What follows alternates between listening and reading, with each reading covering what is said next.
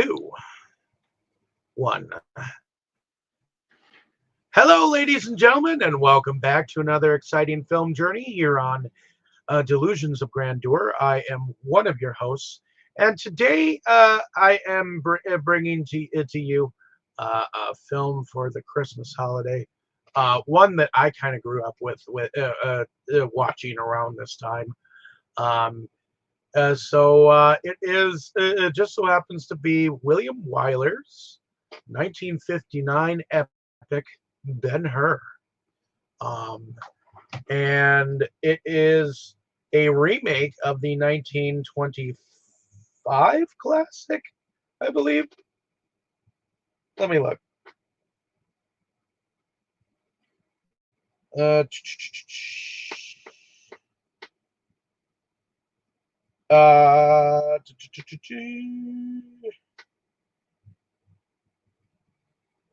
but yeah, yes, it is a remake of the 1925 silent film with the similar title. But many Silent. of us just know it as just, yeah, 1925. And then it is based, it was adapted from Lew Wallace's 1880 novel, Ben-Hur, A Tale of the Christ.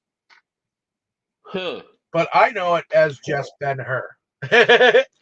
So, Yeah. uh, having that A Tale of the Christ afterwards is not like on the tip of my tongue whenever I say whenever I say this movie.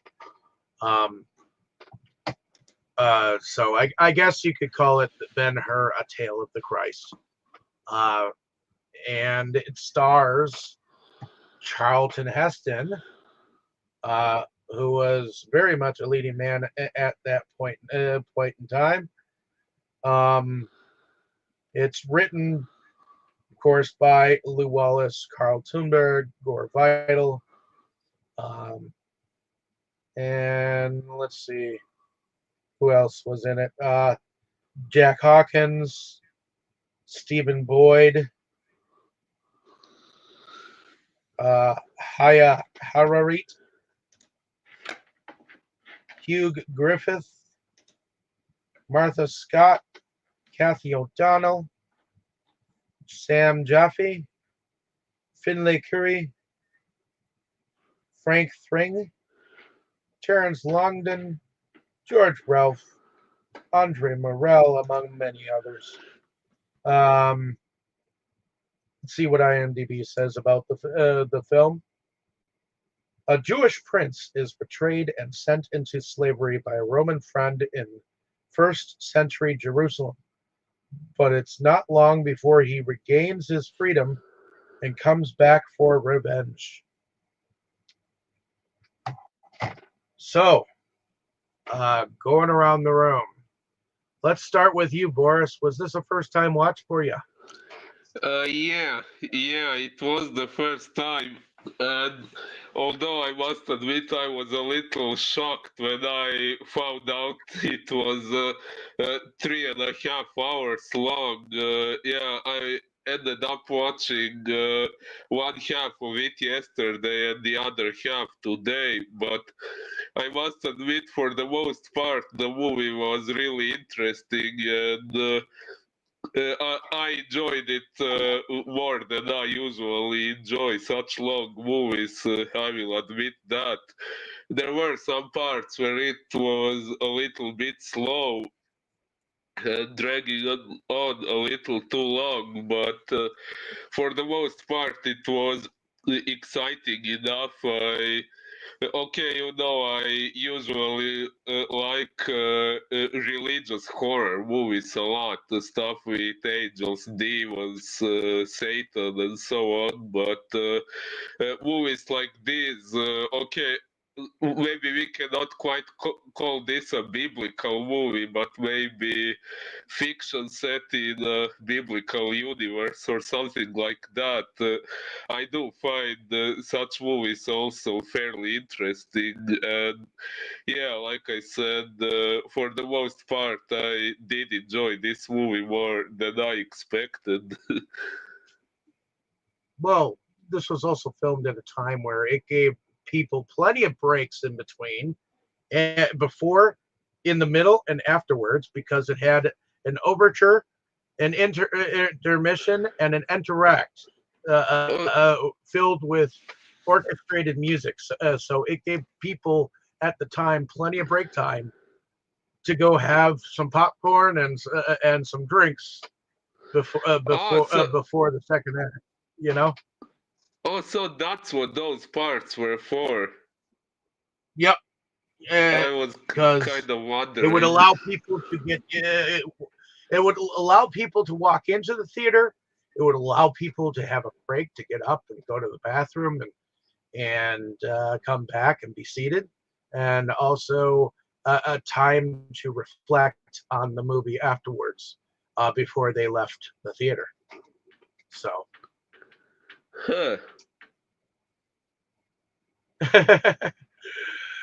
but yeah, this was apparently one of the most expensive movies at the time to be made. There were tons of extras that were on set, um, and whatnot. So it had a roughly a 15.175 million budget.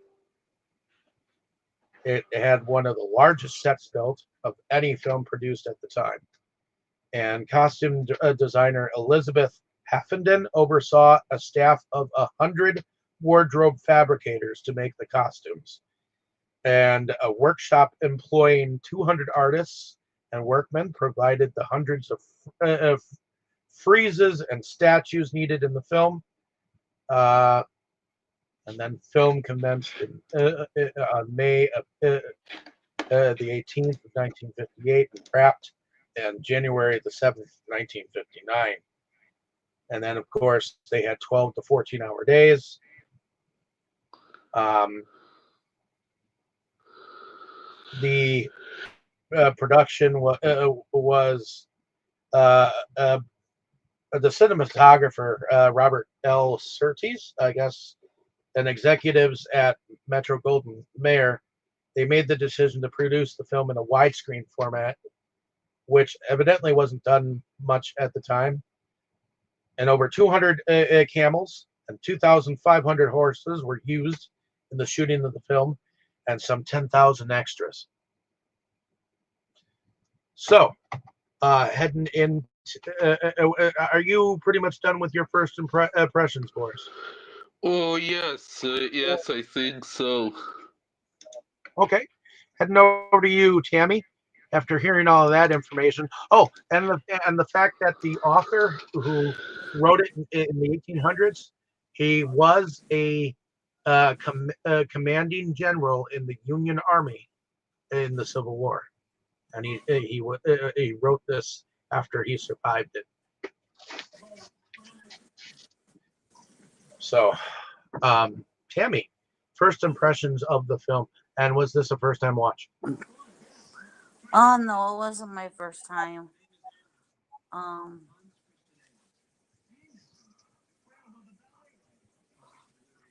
yeah, I thought yes, it is long, but um, I mean, mm, I think for the most part you don't actually realize how long it is because of everything that's going on. You know, um, but I think it was a good story, and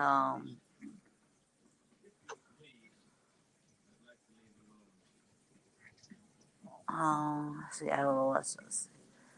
I did enjoy it. It's a classic. You know, there's certain movies that are up there as a classic, and I think this is one of them that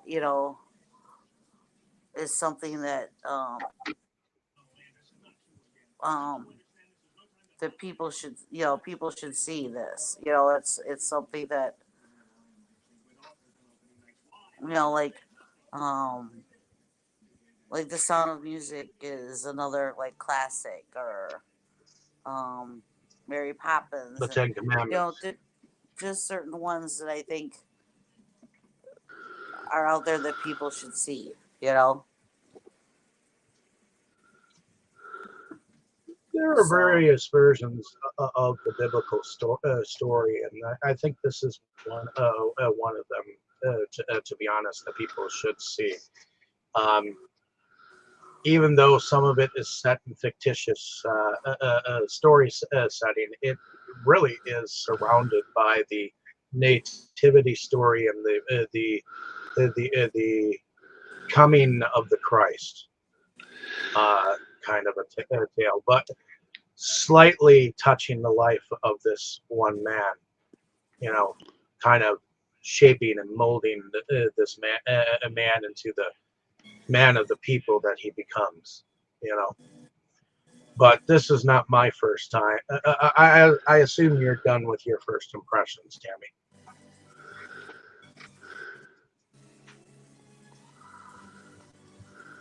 Correct. yep. Okay. So I'm going to go into mine. I'm not sure exactly when I first saw this movie, and I'm not sure when I realized there was an original one. But it was recently that my father actually told me that a Civil War general actually wrote this original story.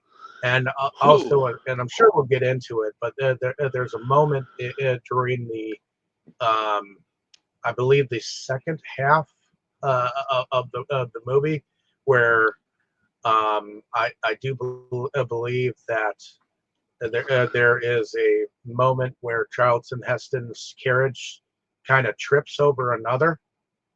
Well, that was not intended to happen. Evidently, it looked so real they left it in.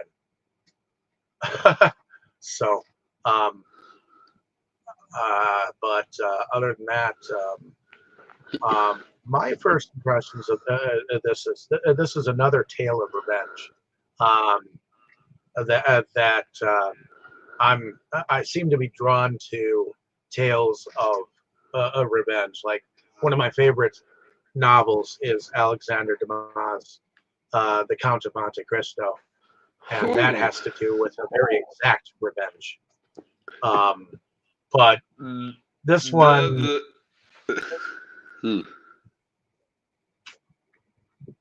this one's a little bit different. I mean, in all honesty, it's kind of like the two sides of a coin. One's white, one's black. Well, in here, the one guy's horses are black, and the one guy's horses are white. So, in a sense, you could almost say you're dealing with two different races of people. So, in a sense, at the heart of it is there's a little bit of racism.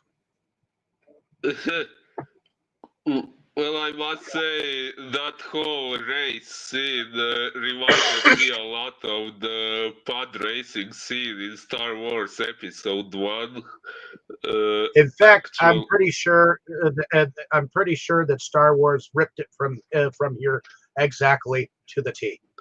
So, yes, and I think part of the reason why people dislike it. It was after knowing the scene from Star Wars, this one was extremely predictable. Yep. I mentioned that to Tammy while we were watching this. Yeah, Star Wars Episode 1 pretty much ripped and raked that scene specifically for the pod racing scene. It's hard to not. Yeah, and there is also this moment when Esther says something to Judah that's a lot like what Obi-Wan says to Anakin in Episode 3. You have become the very thing you swore to destroy, or however it's worded. Yeah, there are definitely certain beats in the Star Wars that are definitely ripping word for word Ben-Hur. which unfortunately is a little bit of plagiarism, but you know, is what it is. Which is why those Star Wars movies are not the greatest, at least according to some. In fact, some people like to completely ignore those even exist. Well, it's the prequel trilogy that's not so bad, at least to me. Well, it's No, not so bad just to me either, but there are some people who like to ignore that they exist. So, no, the sequel trilogy is a major clusterfuck, but the prequel trilogy was okay. in any case, we are introduced to, I do believe, um, a Roman legionnaire general that is coming back to Judah, the city of Judah, and he is told by one of his superiors that it's really hard to get the people of Judah to accept the Roman rule. And they explain it a little bit interesting here because how can you kill an idea? You know, how I mean these With another people idea. seem. Well, yeah. Well, that's what Marsalis, which is our Roman character, who evidently, as children, he grew up with Ben-Hur and his family. So you can tell that immediately once them two get together, they are like brothers. In fact, they're like two sides of the coin, and they meet each other well, even in weaponry. You saw they each took a spear and uh, uh, it was almost like Robin Hood splitting arrows into another arrow. The spear is exactly equal to each other in the middle of the crosshairs of that beam that they shot at, but Marcellus thinks that he can bring Ben-Hur to his side and basically try to use him against his people, but he is unable to, and because he is unable to is why he's able to do what he does a little bit later, because it's not right away that he does something to Ben-Hur. And Ben-Hur is played by Charlton Heston. What do y'all think about Marcellus, and what do you think about Ben-Hur so far as we have met them? Wait, I'm sorry, who was Marcellus? Marcellus. Don't you know the Roman dude? Oh, you mean Messala? Yeah, that's how you say it. Marcellus. Marcella. Okay, in my subtitles it said Messala, not Marcellus. Well, at the very beginning, he seemed kind of okay on the enemy side, but you could somewhat understand his reasoning. Like, it's more rational to be on the Emperor's side than be against him, since the Emperor is probably going to win anyway. so you could somewhat understand why he sees things the way he does, but then he becomes a really major asshole shortly afterwards. When he backstabs his best friend only in order to get his subordinates to fear him. And what do you think about Marcella, Tammy? And what do you think about Ben-Hur as a character so far? You're on mute, Tammy. I think Marcella's got a big head. I think he rose up in the ranks a little too fast for his own good, and he's just, I think, really, he's very full of himself and very full of the believing in the Roman ways and nothing else. And even though they have this long-standing friendship, he won't really even listen to his friend or think of listening to his friend about anything, because he is so in a way programmed now. And I think Ben-Hur's character is more down to earth. He's listening to what his fellow man is saying, his friends, his family, and others, and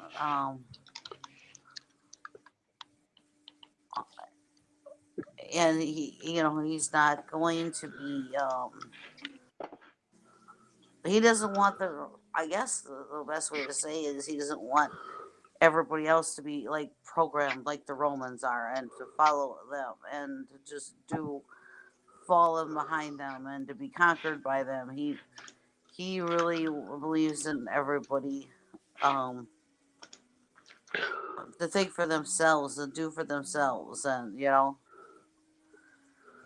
so Yeah. And I believe Ben-Hur's people actually believe that there is a savior, one that is said to come to save them from themselves.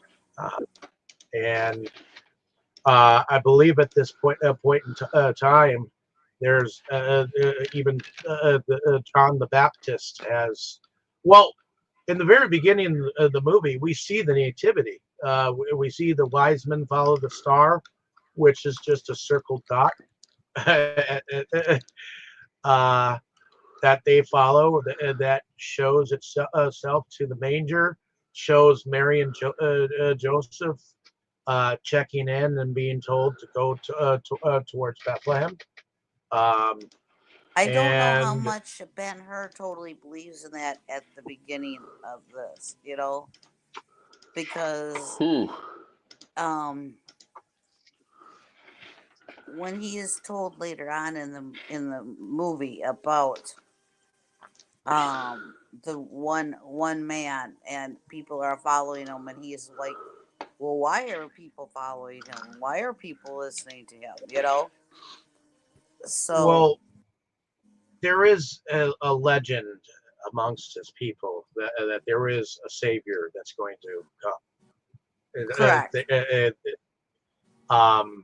And we do see the birth of Christ in the very beginning of the movie. But the people seem to believe it more at first than he does. Yes, I agree, and I think that's partially because Ben-Hur is a prince of Judah, and his family is said to have been very rich at that point in time too. So he was of nobility as well. So I feel like he only half believed what he was standing up for and protecting at that point in time. It wasn't until a man came along and gave him water and he looked into his face, is when he started to believe, I think, in the prophecies. Which makes me wonder, why did they not want to show Jesus' face throughout the whole movie? I believe it all goes to the mystery of who Jesus Christ really is, and I think this is great cinematography. Um, a lot of faith is based on blindly believing in one deity, that he will be the one to save the world. You know, that's what a savior is. Yeah. There to save mankind.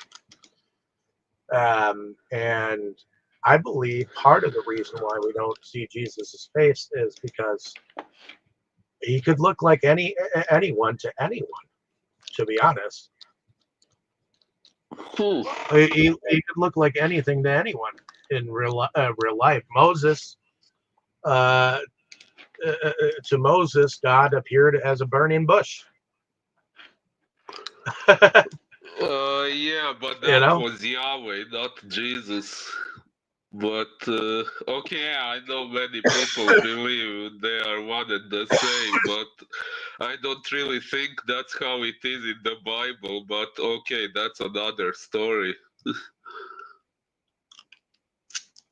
It's well, a lot of people believe in the Holy Trinity, that the Father, the Son, and the Holy Ghost are one and the same. Three in one. Yeah. God often times when genes are passed down, they are part of that person. But that is neither here nor there. That goes almost unexplained. Yeah. But here we have Ben-Hur. Ben-Hur. I guess there is a Roman, forget exactly what station he is, but he's definitely above Marsala, and he comes into town, and Miriam, well, she leans over several times, and stones fall from their balcony and hit this guy and knock his ass off a horse. And all of a sudden, the Roman soldiers come storming in, arrest everyone, including Ben-Hur, and they throw them all in jail. And so, what do y'all think about that moment? Do you think it was an accident? Do you think it was an innocent happenstance? And do you think that they should have been jailed like they were? You know what I think? I think it was a spoodow. But, yeah, it was definitely a spoodow. And even Marsala, he went up and looked at the balcony. He knew that it was an accident, but he had to set an example to the people of Judah, and it was his chance to do so. So unfortunately, he had to begat his brother and imprison the people he once knew. And I don't think he blinked an eye at that moment, because he was that brainwashed of a soldier into thinking that he was doing it for the glory of Rome. Oh, yeah. What about you, Tammy? Do you think that Ben-Hur was innocent? Yes, I do. I think that, what is it? What's the other? Marcella. Marcella. He even went up there on the roof and checked it out, and he saw the piece, saw the area, and he saw that it had crumbled. So he knew that it was not something that was on purpose. He saw the crumbling. He even knocked a piece off himself when he was checking it out. So Yeah, and they showed that. Yeah.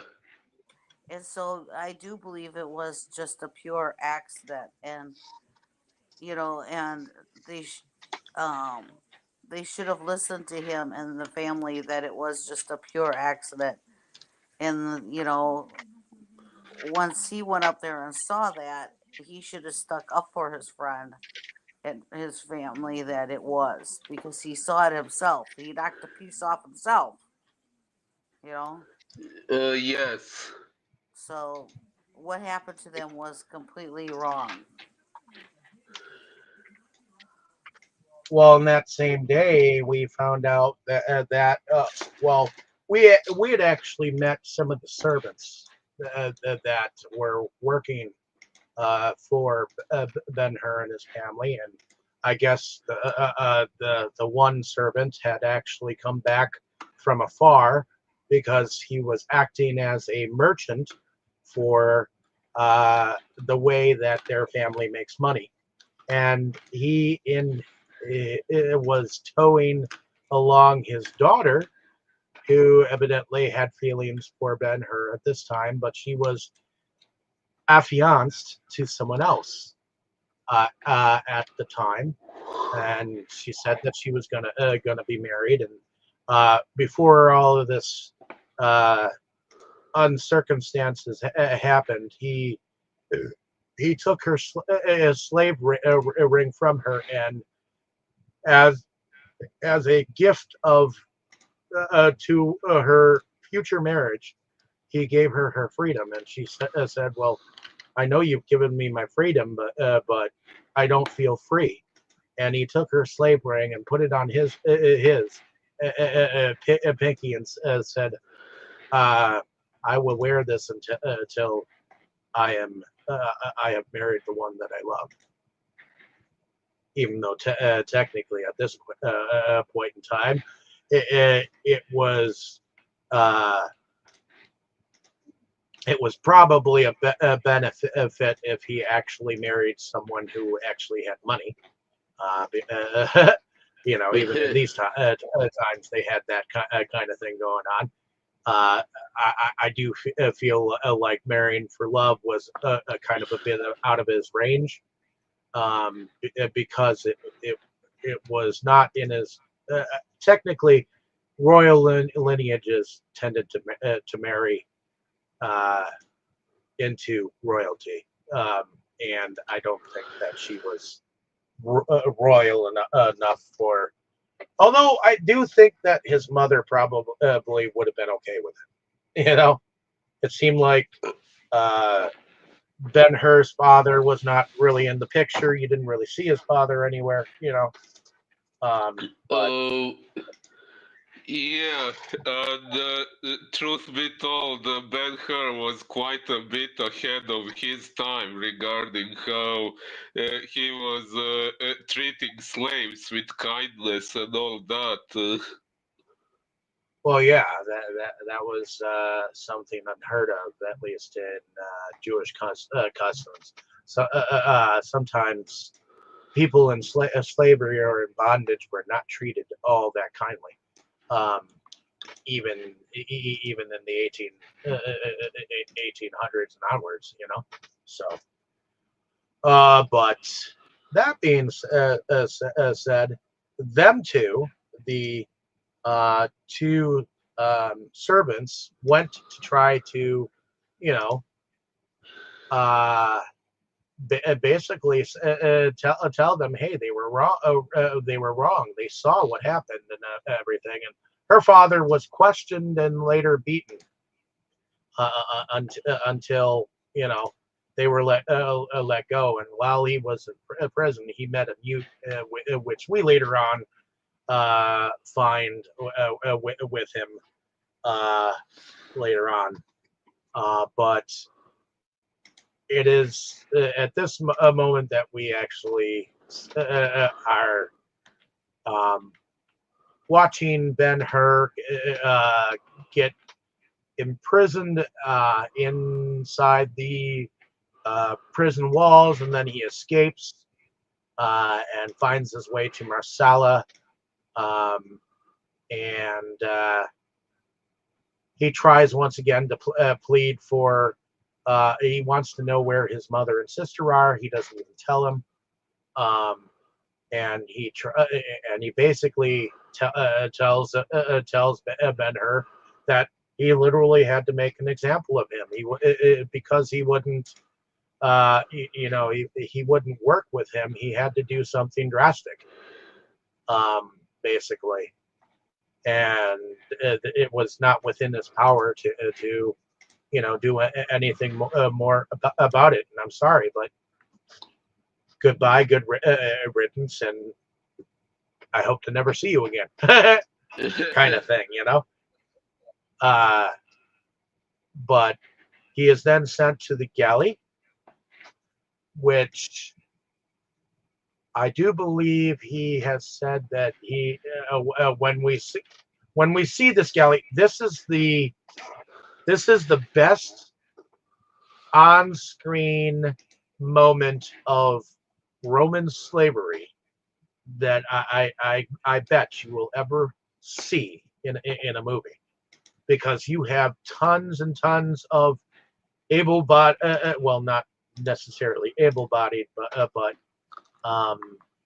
tons and tons of men rowing all at once on either side on the inside of this ship, and they're often chained to one another, and some of them look sickly, like they haven't really eaten in like years, and this and there's like a ton of dudes with whips, and you got 4 different speeds that these guys. I mean, this was a man-powered ship. It was not. It had no like steam or had no sails or men on.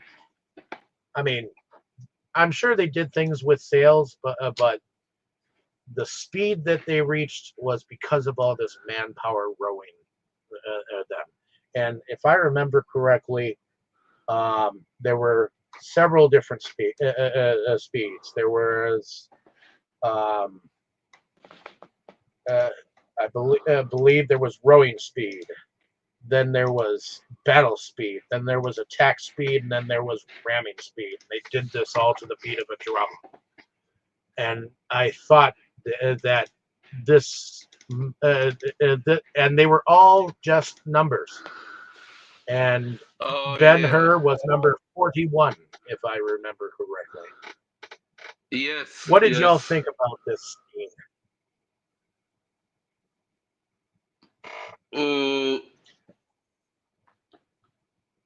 Well, I somewhat liked the way he was talking back to his superior there, although I think okay, at that time period, maybe he couldn't have been more rebellious than he was, but I would have liked to see that. But I really found interesting how it ended when he saved that guy, and the guy was like, "I'd rather be dead than in debt with you." Well, yeah. It seemed like this this new German commander seemed to zero in on Ben-Hur as a character, and enough so that even while he was on the ship, he tried to entice Ben-Hur into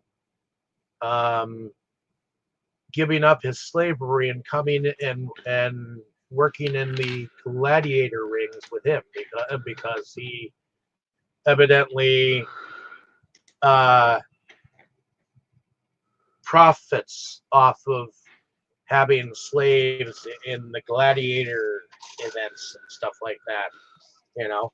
And I think he said no to that, and it, but for some reason that commander asks that Ben-Hur's chains be unchained from him. And even the guys right next to him said, "Why did he do that for you?" He said, "I don't know." You know. So, what do you think about this moment of Ben-Hur in the galley ships, Tammy? What did you take from it? It's like he's still trying to stand up for himself, and he pushes it to a point where fine line. He's letting him know he's standing up for himself, but he's not going over that line to where he doesn't, get reprimanded. But he's still noticed, and Good, you have you control. guys were talking about that they're all a number. Well, we still nowadays still adapt that. All the prisoners in every facility all have a number. Not every prison facility out there calls them by their number. Some do still adapt it and just call them by prisoner da da da da da or whatever. Some still adopt it that way, but they still are all assigned a number, whether it's verbally said aloud or not. They are. So that's something that still goes on nowadays. Good. Yeah. Well, and the commander guy, believe the commander goes by the name of, let's see, the Quintus Arius. It's Quintus Arius, and he goes by Ben-Hur's character, and he's like, "I see hate in your eyes. Good. Hate will keep you alive, and hate will drive this ship." Or something like that effect. But it did seem like he was Row and row well. He did seem like when he was changing the different speed of how that they were rowing, he was zeroing in on Ben, and it's kind of like, even though everybody was Testing him. involved, everybody was involved. They were like matching wits. Even though it wasn't just the two of them that were involved in it, it was still, it seemed like it was a matter of matching wits between the two of them.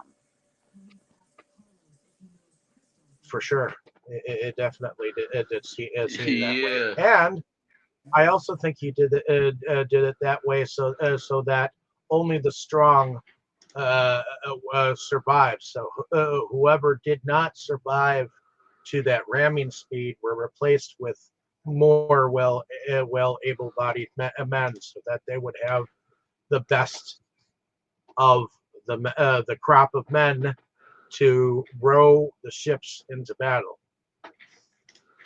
And what happens is that they end up going into battle, and they end up ramming into a ship, and then a ship ends up ramming into them, and then I think Ben-Hur saves Quintus.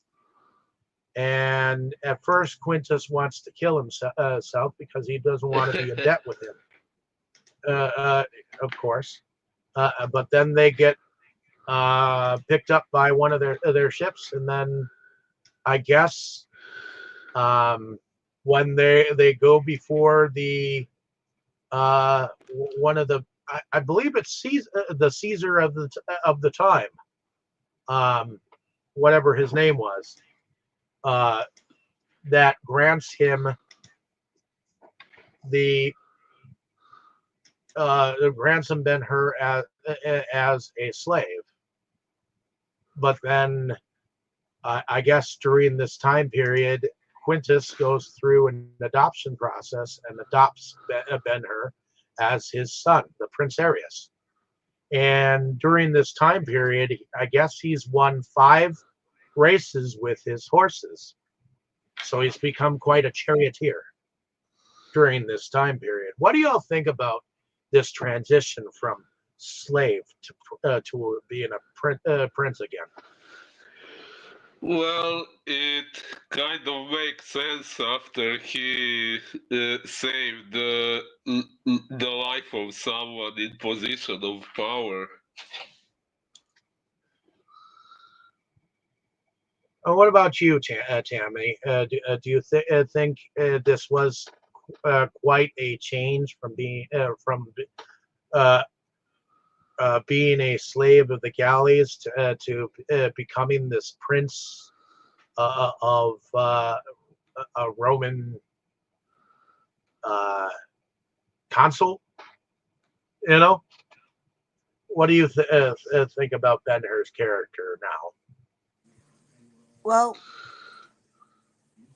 in a way, not like he didn't deserve it, because that's basically what his status was originally before he was so unjustly persecuted and turned into a slave. You know, Ooh, so in yeah. this way, he basically got his status back, and um, all because he saved the right person's life. You know, so I mean, he did totally deserve it. So Hmm. because it was really wrong of him to lose, for him and his family to lose their status and everything that went with it. You know, what was it, like 3 or 4 years prior to this? You know, because I think when he finally, which we're getting up to, but when he finally does go back home, it's been 4 years, is what it ends. They end up saying. So it's a shame that um, this was the only way for him to regain his status, because he should never have lost it to begin with. But True. Well, yeah, he should have never lost it to begin with. And I think the Mr. Arius, Mr. Quintus, um, he grew to, in fact, love Ben-Hur in a way that he could only love his son, which I guess he'd had a son before, and he must have lost him along the way somehow, and he Yeah, gained a that son was mentioned. by. Yep. So um, it was definitely when he knew that Ben-Hur was leaving, he was saddened by that news because he enjoyed his company a lot. Oh, he did. But ultimately, he went back to Judah to see um, what's happened to his family, because he's been away too long. I guess it's been 5 years. But the first person he comes across is when he grabs a drink of water and lays down. And who does he face? An old man called by the name of Balthazar, and he asks if he is the man who has come from Oh, Judea. Uh, yeah, one of the 3 kings. Yep, one of the three wise men. Yeah, yeah.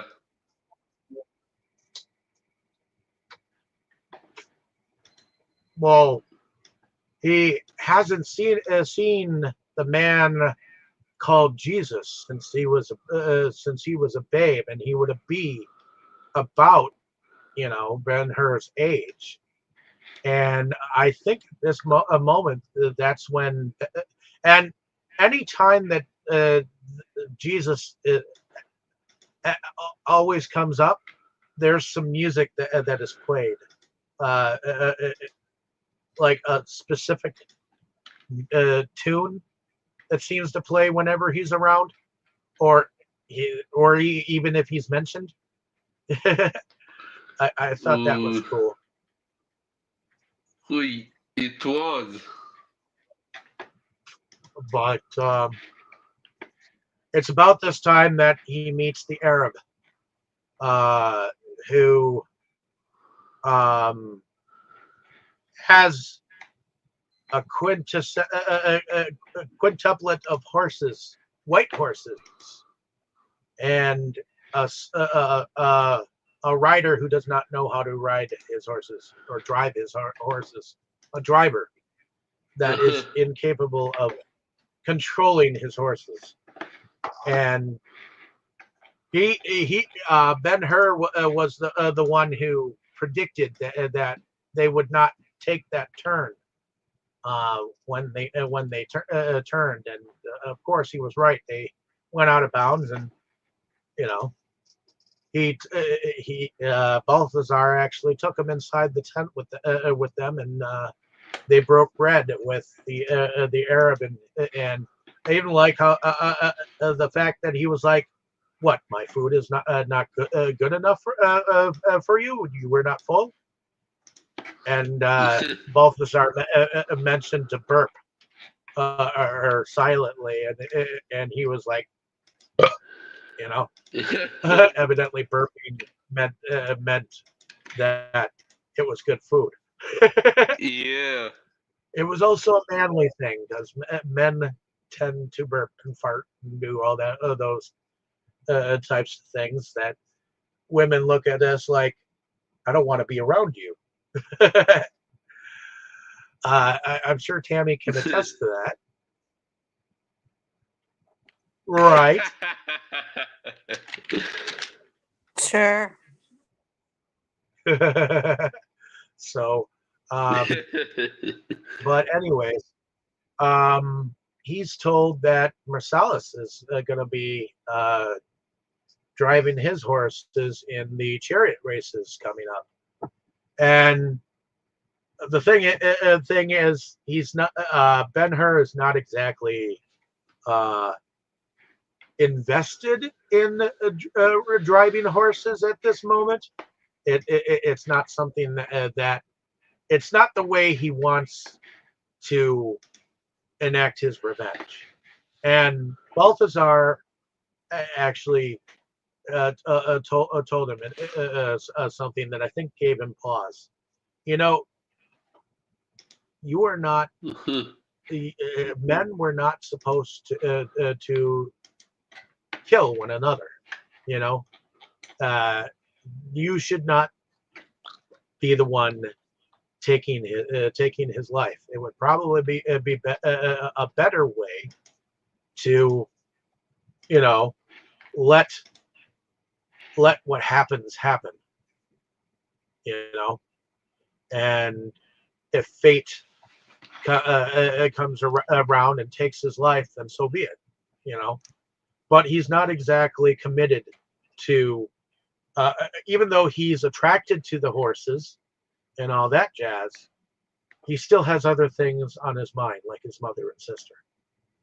So he takes his leave of the company of the Arab and the company of Balthazar, and he goes onwards to his family ancestral home.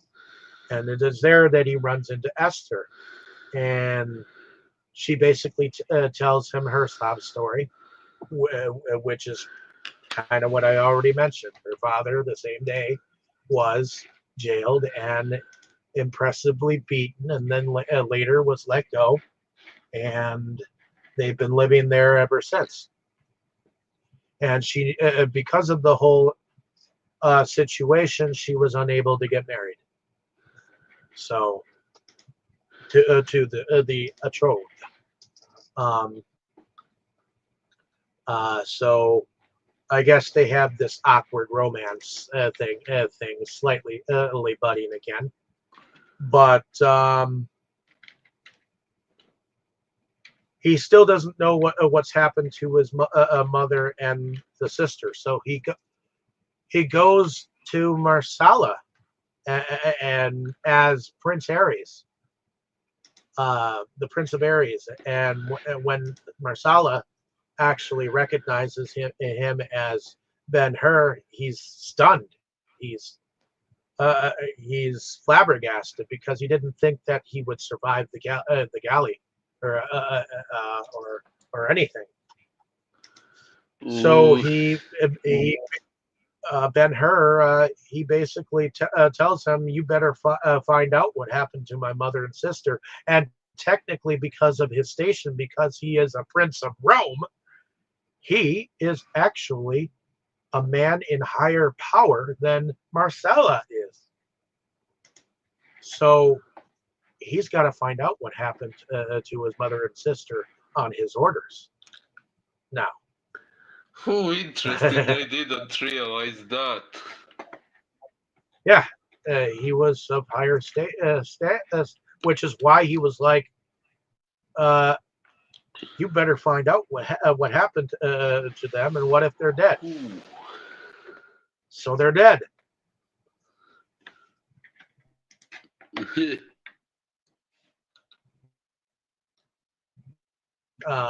And happened to them, they have uh, leprosy. And so I'm thinking, what happened at the time that they found out that they have leprosy is they let them go. And it's at that moment that you see the mother and sister show up to the ancestral home, and Esther finds them. And they basically swear her to secrecy, and basically try to tell her to stay away as much as possible because no one knew exactly what contracted, how you got the leprosy. But nowadays it's known as something else, and you can either be coughed on, or it can be spread through, I guess, the phlegm that comes from your nasal passages. So whenever you sneeze and you get that liquid, yeah. But isn't leprosy practically non-existent nowadays? There are people who still get it. Oh. It's been called something else now. But if there are people who don't, I mean, it's expensive if you don't have insurance. There are people that are out there that if they don't get the proper treatment to certain wounds, eventually it can turn into leprosy. Oh. And if you don't, damn. and if you don't bathe properly, and I know that there are people who don't bathe on the Sorry, regular. what did you say? People who There don't... are people who do not bathe on the regular. That means there are people out there who do not believe in bathing too. You know, if you don't bathe and you don't take care of your wounds and things like that, it can fester. That's why when you get a cut or or something that appears on your skin and causes bleeding, that's why they tell you to clean the wound and treat it. If you don't, it can become a skin liaison that could eventually turn into leprosy. Ew. So, yes, people thought that leprosy at the time was an airborne virus. They were unsure at that time, so that's why those people are like, "Oh, lepers!" And then they proceeded to stone Ben-Hur and them later on.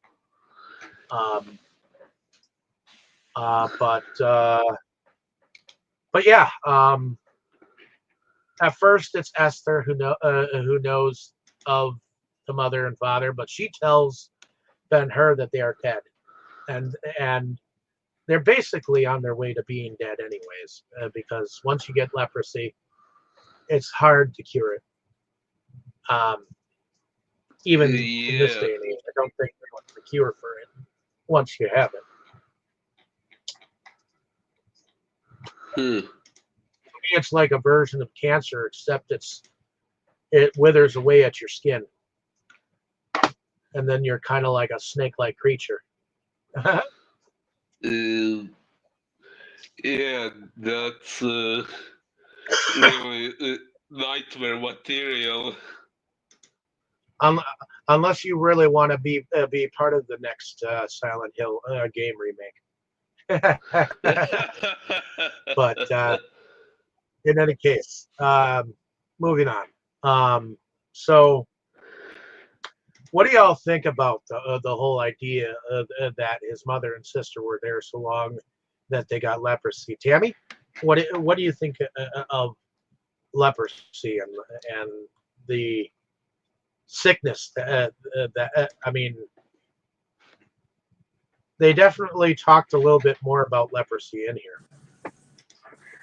Well, I don't think they didn't know back then what caused it or how to spread it, so their their instinct was to just isolate them, and that's it, because Well, yeah, they went that to was the only way a place. that was the only way that they could figure out how to deal with it. So Yeah, they went. They sent them to what was called the Valley of the Lepers, and it's basically this hole in the face of a rock that evidently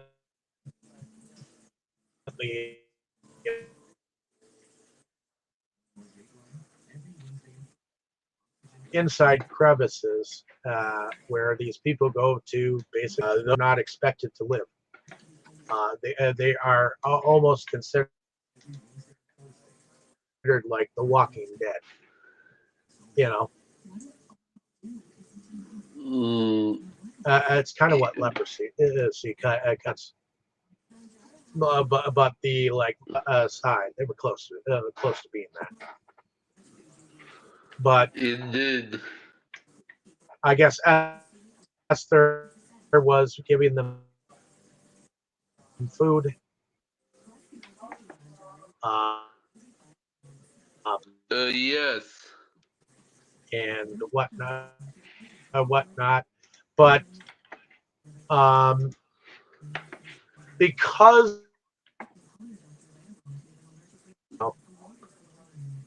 all he really wanted to do was see them and talk to them again, and I guess he really wasn't thinking of himself. Uh, and Esther was trying to mother and sister, but he just wouldn't take no for an answer. But Well, that would being you in his said, situation? because of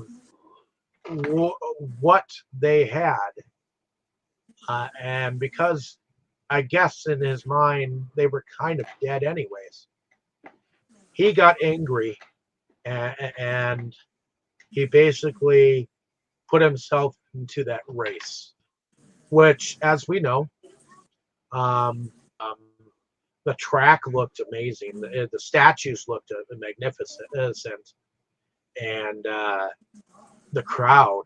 There was definitely a crowd there, and there were people from all over. All the horses that went with the chariots, they looked very beautiful. Um, and when the race began, one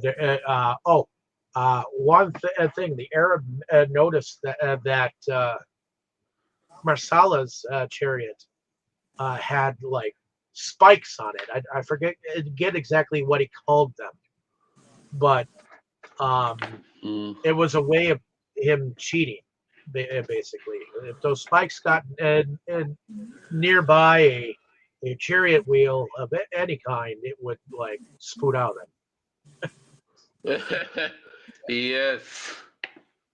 But not only did chariots get split out, there were people who were trampled, and especially Marsalis. When that happened, uh, that was looked, sounded, and felt to me like if he wasn't dead, he was close to dead because Yeah.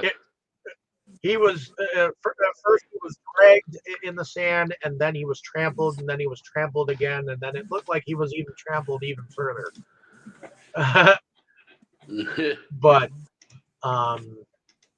I guess at that point in time, Pontius Pilate, which he'd met earlier, Pontius Pilate was actually the one who had to deal with the trial of Jesus and put he's the one who had to, you know, technically his wife was was the one in the Bible that was telling him he shouldn't do anything with him. This is a good, kind person, and unfortunately he had to lay down the Do law. He had to make what the majority wanted. Well, yeah. I mean, the story of the Bible says that Pontius Pilate, once he got him, he asked him if he was Jesus Christ, the Son of God, and I think Jesus said something to the effect, "If that is what people say I am, then that is what I am. I am what I am. You know, I am what my Father made me, or something like that." He's like, "I don't know what to do with you. Let's send you to Herod." And then Herod parades him around like he's a fucking circus animal. And he's like, "I don't know what to do with you. Send him back to Pontius Pilate." So he sends it back to Pontius Pilate. And he asks the people, "Okay, what do you want me to do with him?" And the people were like, "You know Barabbas, the thief, the murderer? Well, we want him let free and put Jesus to death." So it takes two other criminals, puts them with dragon trees, and puts a tree on top of Jesus, and says, "Okay, take them to the hill." And that's pretty much what supposedly happened, at least according in my mind. Of course, there's always the moment in between where he takes the disciples to the Garden of Gethsemane, and then of course Peter denies him 3 times by the crow and all that jazz. I know that. And then of course there's the Judas a moment where he's the one who betrays him, and he says at the Last Supper that he's not going to betray him. "No, Lord, I'm not."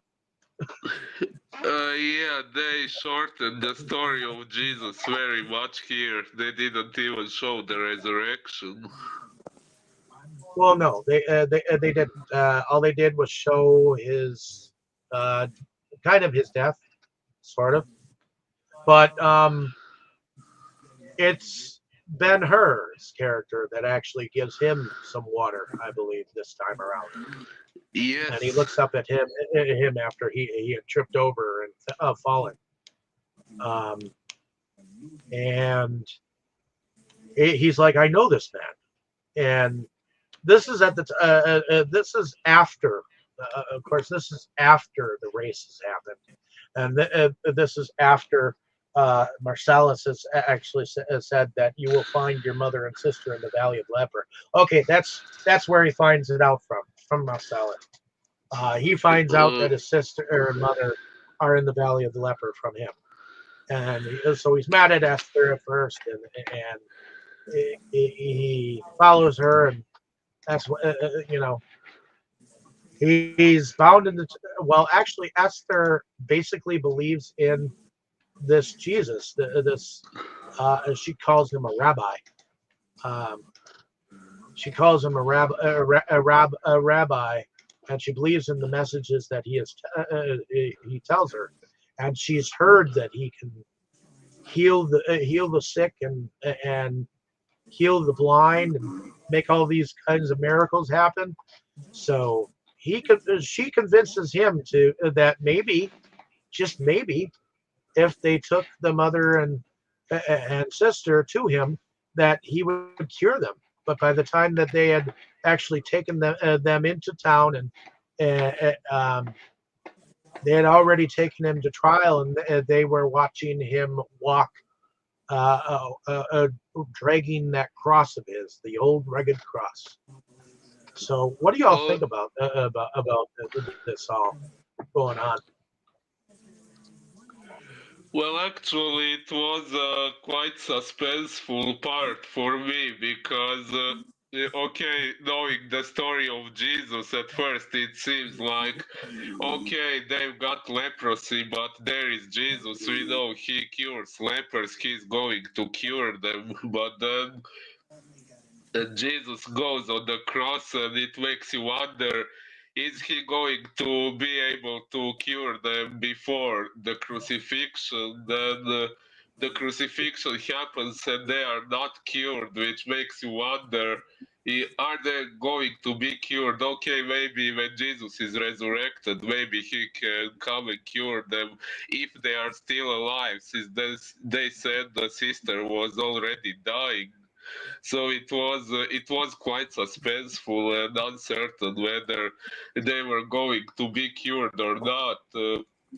I thought it was really cool the way they made it happen, even in spite of the crucifixion. Like, I don't know, maybe when Ben-Hur gave Jesus water, maybe that was when, I don't know, Jesus found out from his thoughts that he had a mother and sister who needed to be cured, and, I don't know, sent some energy for it to happen. Yeah, that was a really cool part. And also, Well, not sure yeah, if you not sure if you it noticed happened that. while they had, yeah, because they were stuck inside a cave when that blood you saw from the cross that went into those streams or whatnot. And then when they got back to the ancestral home, is when Esther, I think, realized that Miriam's face and the sisters were that they were in fact cured. And then Ben-Hur, he showed up, and he touches their face, and they're all like, "Miracle! A miracle! A miracle!" You know Yeah. what did you think about all of that, Tammy?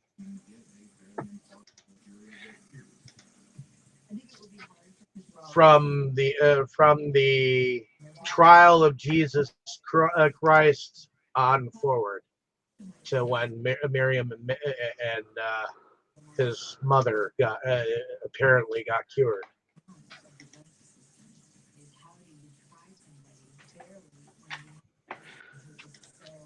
Tammy.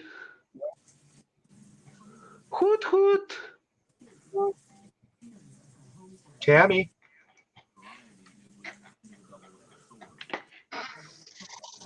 Yeah. I guess she might be. Oh, Oh, what did you think about the um, moment of Jesus Christ trial onwards to when you realize that Ben-Hur's mom and sister are now cured.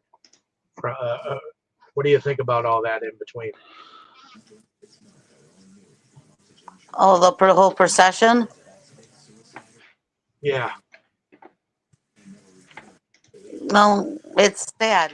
That is basically what we heard, or what we've read in the Bible as well. The procession went, and all the followers not understanding why they're doing this to him. And um, it's I guess it is what it is. Well, yeah, it is. And what did you think about the mother and sister's cure of leprosy by the end there? Hmm. I guess that was, to me, was the way of, you know, because they believe in him so much. That was like a reward in a way they were given. I don't know if you really want to call it a reward or whatever, but because of their undying belief and love for Jesus, this is what he gave back. You know,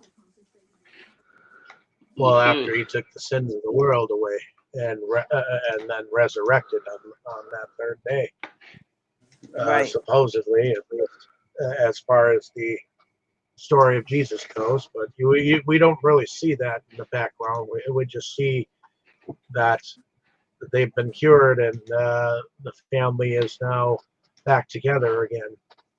So I Correct. guess we're at the end of it then. So what did y'all think about the production overall? I Well, it was good. I think the costumes seemed to follow the time period. The scenery was really something else. Um,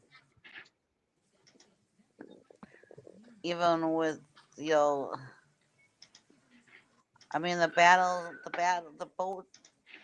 with the boats seemed like it might not have been entirely, you know, on the water for it, but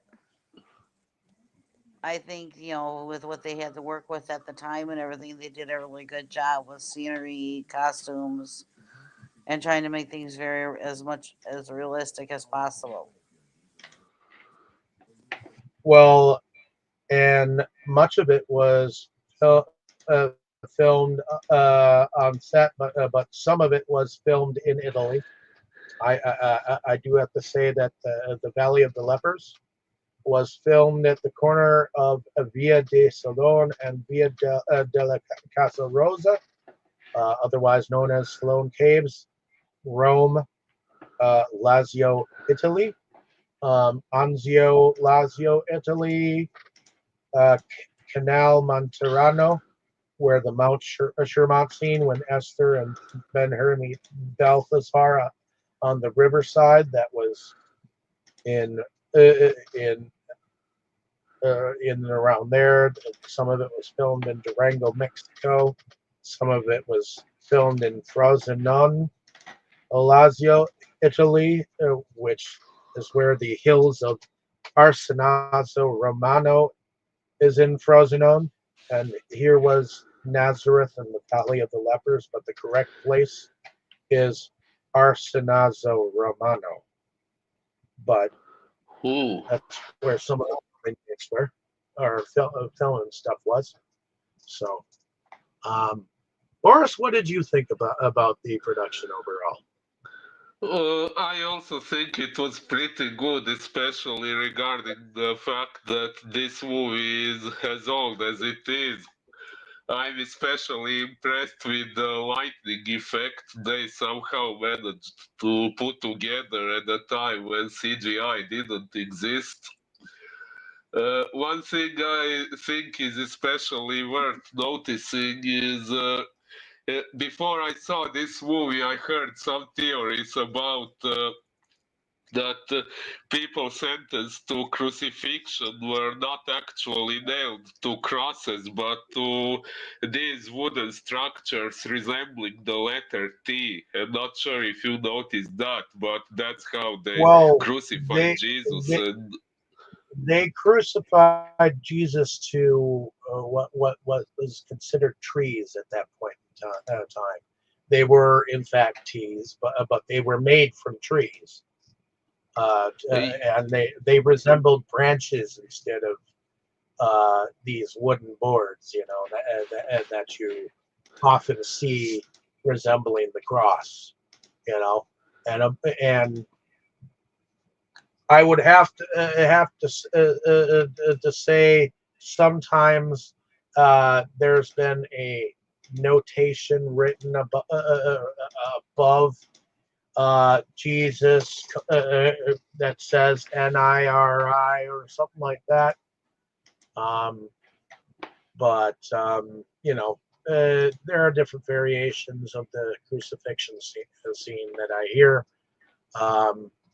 And as you well know, supposedly one of the prisoners that was crucified next to him asked if he could be taken into heaven, and he said yes to him, and the other guy didn't want nothing to do with it, and so he didn't. He wasn't.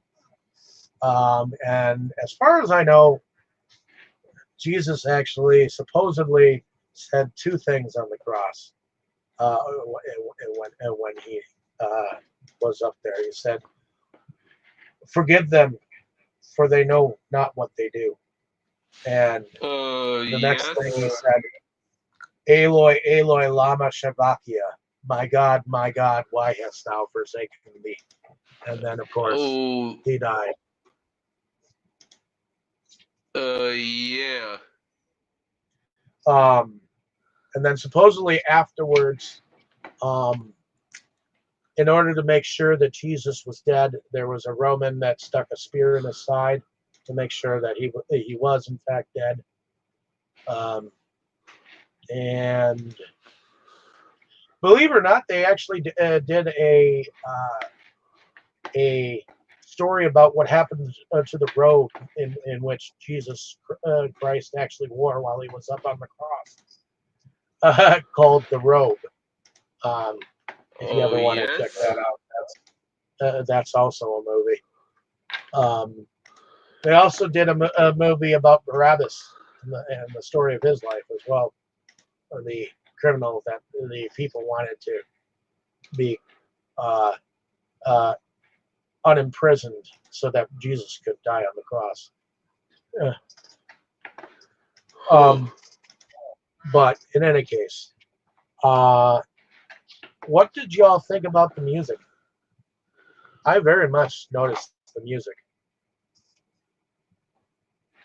mm, well, it was okay from what I can remember, but I don't know. Somehow I failed to pay proper attention to it, I guess.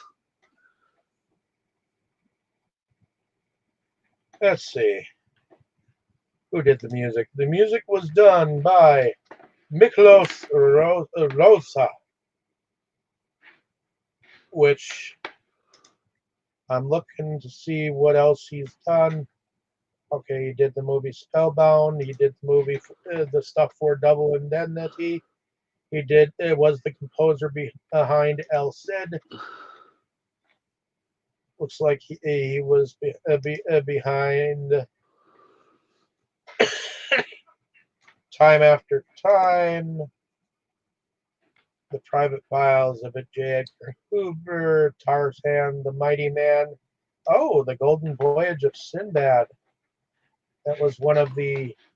He was the conductor or orchestrator. He was uncredited as an orchestrator, but I guess he was a conductor uncredited in the Green Berets, which was a John Wayne movie. So he's no stranger to spiritual movies. He was the conductor, was a conductor in or behind King of Kings. I guess he was a composer of some of the stock music of 20 Million Miles to Earth, which I guess is the second production he was on with Ray Harryhausen. The Kettles on Old MacDonald's Farm. He was a composer of the stock music. He was behind some of the stock music of Zombies of Muratow. He was composer of some of the stock music of Earth versus the Flying Saucers, which was another Ray Harryhausen. He was a conductor, somewhat uncredited, behind a version of the Cinderella story called The Glass Slipper. Many Rivers to Cross, he was a conductor, uncredited in that. He was a composer of some of the stock music behind Abbott and Costello Meets the Keystone Cops. Interesting. He was a conductor, uncredited, in the movie Knights of the Round Table, which is a version of the story of the King Arthur stuff. Yeah. Julius Caesar, he was a conductor, uncredited in. Going backwards, seeing what else I might know. Steel Town, I think that one was an earlier John Wayne movie. The Treasure of Lost Canyon, The Cameron Kid, Cat of Stratosphere.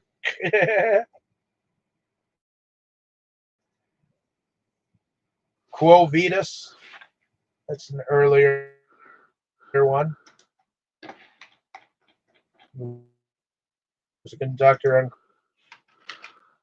definitely has been around a while. Ma and Pa Kettle Go to Town.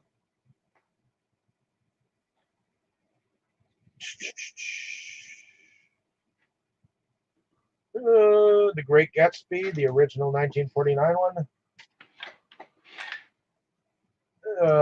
Johnny Stool Pigeon. A lot of stock music and additional music to other stuff. Jungle Jim, he was behind some of the stock music in that one. Superman from 1948. He was some of the stock music behind that. Black Bart, which Black Bart's been mentioned in several different films. Bull Durham Strikes Back. Ministry of Fear. He's worked with a German dude. The original Jungle Book, he was a conductor, but somewhat behind. To Be or Not to Be, I think that was a... Let's see. Oh, and The Thief of Baghdad. I guess some of the songs were by him in that one. So, in any case, going on to favorite scenes and our favorite characters. Tammy, why don't we start with you?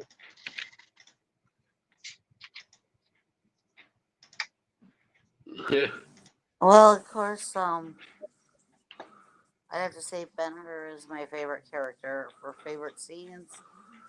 I like the chariot races. Okay.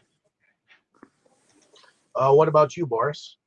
Favorite scenes and our favorite characters. Favorite character, also Ben-Hur. Favorite scenes, I actually had quite several. One was definitely when the mother and the sister were cured. I also liked the race. I must admit I was quite surprised to see Messala die so early in the movie. I thought the battle against him would be like the culmination of the whole movie, like happened at the very end or something. Uh, I also liked when Ben-Hur saved the guy on the ship. Who? What else? Well, the actual accident when that governor got injured was quite a good spoodow. But okay, yeah, that's just a spoodow. The scenes that actually had some more serious meaning, I think I said which ones I consider the best.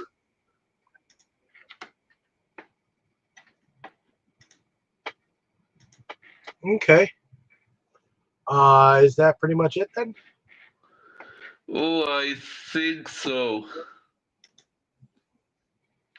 Okay. I guess my two favorites.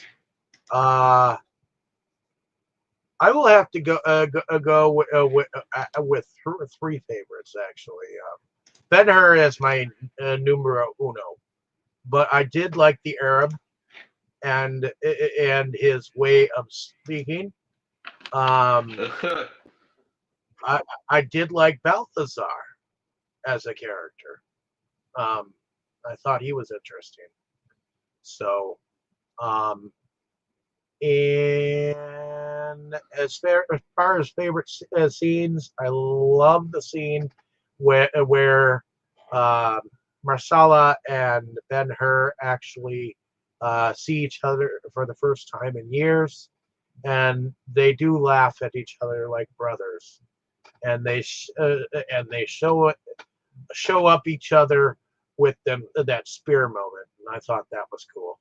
Um, for some reason, even though I know the idea of slavery and the act of slavery appeared to be going on in the galley, for some reason I enjoy the depiction of it with the variant speeds and the drums and the fact that the commander called him a number and as said, "I see hate in you." Good, you know, um, hate will keep you alive. These these words, and the different variant speeds and the fact that he saved him and whatnot. I don't know why, but I I enjoy watching that scene, even though I know it's a very demeaning scene for a lot of people. It I don't know. Mm, It just attracts me for some reason. But uh, also the chariot races. I think those that fascinates me, and I don't know why, but the Valley of the Lepers always fascinates me too a little bit. Just the fact that they threw a lot of their unwanted people there. That sometimes I feel like a lot of them were misunderstood, and evidently it was a known fact that this disease kills people, so they all went to one place. So, but I don't know why, but I guess at the end of Marsalis's uh, life, he waited. Uh, he he waited for Ben-Hur to show up. You know, he could have saved himself, but he wanted to make sure that he got there first, and it was almost like it was out of respect to him. You know, in a sense. So Yeah. for some reason, I'm somewhat drawn to that point. But I do also enjoy the fact that Miriam and his mother, um, that they also got cured during the whole Jesus Christ dying and resurrecting and all that jazz. So at the end of everything, did anyone else have anything else to add? I don't think so. Alrighty. Well, thank you, ladies and gentlemen, for hearing our discussion on this film. I'm glad that I rewatched it. It's kind of a classic to watch at this point in time. Glad I was able to share it with you, Boris.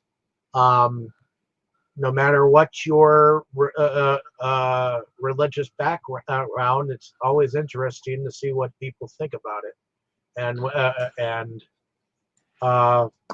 what others feel about it. So, in any case, like, share, and Personally, subscribe. Yep. I was going to say Go ahead. personally, I'm an agnostic. No offense to anyone, but I don't really believe that much in the Bible, but I do find it an interesting mythology. So I can find the biblical movies interesting. Well, and that note, hopefully you have seen the movie. If you have not, let us know down in the comments that you have not or that you're going to see it and what you thought of our discussion.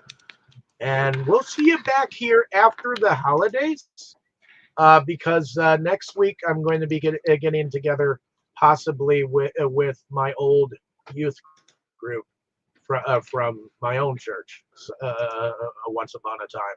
They all want to get back together with each other and see how everyone is getting fat and old. So, I'm sorry.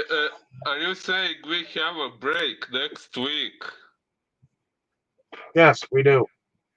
Oh, okay. So that's Yeah, because my youth group wants to get together at a luncheon type thing at noon. So that'll kind of defeat the purpose of going on. So, okay. since we go on around that time, anyways. But in any case, we'll be back next week with your in 2 weeks with your choice, your next choice. I'm assuming it's going to be something in the Ring franchise. Yeah. The Japanese prequel, Ringu Zero Birthday. Alrighty. Well, we'll look forward to checking that out in January, I believe. Or will it still be December? It will probably still be December when we go on again, possibly. If we are skipping only one Sunday, then yeah, it will still be December. So we'll see you one more time during the December month periods. And Tammy will have some time to think about her next choice. So in any case, like, share, and subscribe, and we'll see you next time that we are here on Delusions of Grandeur. Everyone say good night and happy holidays. We won't be back on until after the holidays. Oh yeah. Yes, indeed. Good night, everyone, and happy holidays. Hoot hoot.